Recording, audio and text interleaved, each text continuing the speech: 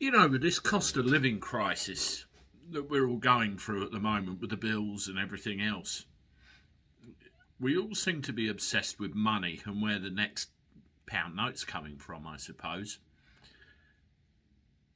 It's very easy to miss something very obvious. What toll is that going to have on your mental health?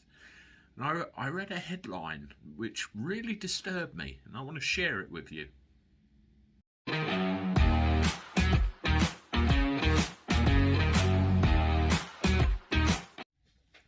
Hello everybody, welcome back to the channel. Hope you're doing all right. Let me know what you're up to in the comments, what kind of day you've got ahead, and what you're going to be up to. Well, as I said, I want to try and offer help and advice if I can with this channel, and try and do some good with it. Well, I came across this headline, which I'll put up on the screen for you. Fears cost of living crisis could push families over the edge into drug and alcohol abuse. Sunderland councillors have warned of incoming pressure on the city's drug and alcohol support services. It's a very interesting headline and a very worrying one as well. Who are they talking about with families? The mums, the dads, the kids, all of them? What's going on? What pressures are being created that will drive people down that path? You get addicted to alcohol or drugs, it's going to increase your financial woes because of the cost of what you're dependent on. If you scale it back, it's a bit like a packet of fags, isn't it? You have to find the money for it somehow. And what causes it? And then what do you do about it? What do you do to escape that cycle?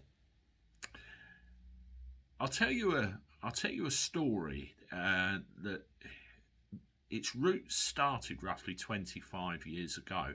And if you indulge me for a minute or two, there was this kid who had quite a bright future and managed to get into his local university, and first of his family to ever go to university that he was aware of. So everyone was quite proud, pleased as punch and everything else. So he went and he studied electronic engineering, and he had high hopes, wanted to join the Air Force, wanted to fly planes and everything else. And then one day he met a girl. Yes, that's where all the trouble starts. And, quite happy, first childhood romance and all the rest of it. And this isn't about cost of living, but you'll get my point when I get to the end.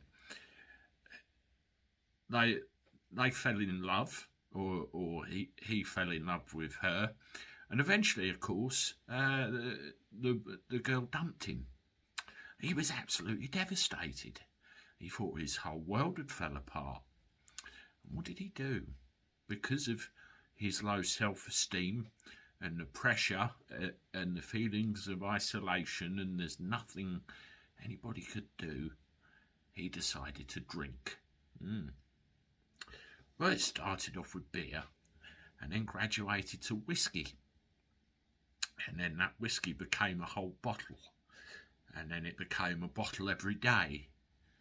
And then eventually one day this kid, he was about 19 by this point, he looked in the mirror and he didn't see himself looking back at him and thought, enough. So he decided to walk away from university and that career and everything else that he wanted, and came home and had to start again. And there were times in his life where that drink problem did rear its head from time to time. And very much so, probably on and off up until, I'd say about 2007, 2008, something like that. And then everything changed. The reason that kid sorted himself out is because he never lost sight of something. Tiny little pinprick right over there in the distance. You know what it's called? Hope. Nothing is ever hopeless. If you lose sight of that hope, then you are lost. I guarantee it. But all the while you can see that tiny little pinprick of life in the distance. There is hope for a better tomorrow. We all have to hope we can get through this. There are always possibilities. There are always ways we can get through any situation. And if you feel that you're isolated, if you feel you're alone, no one's an island. Get on the damn phone, even if it's to your neighbour. Somebody, come on here, make a comment and say, hello Andy, help, or I need a chat or something. And we all get through it together. People shouldn't be so isolated that they feel that they're pushed into a corner where all they've got is drink and drugs. It's so sad. And the support services and the NHS and everything else are screwed anyway. So what chance have we got if we go down that road? We need to help ourselves a little bit, I think. Anyway, that kid that I told you about at the beginning of the story, he's 44 years old now. He drives a taxi, married, 2 kids, and one of them's a 9-year-old called Jack. Yeah, folks, it was me. So I've been there, and I got out the other side, because I never lost hope, and neither should you. Leave a comment with your experiences below. Let's back each other up and let's get through this. Anyway, I'm off. I'll see you with another one. Toodaloo.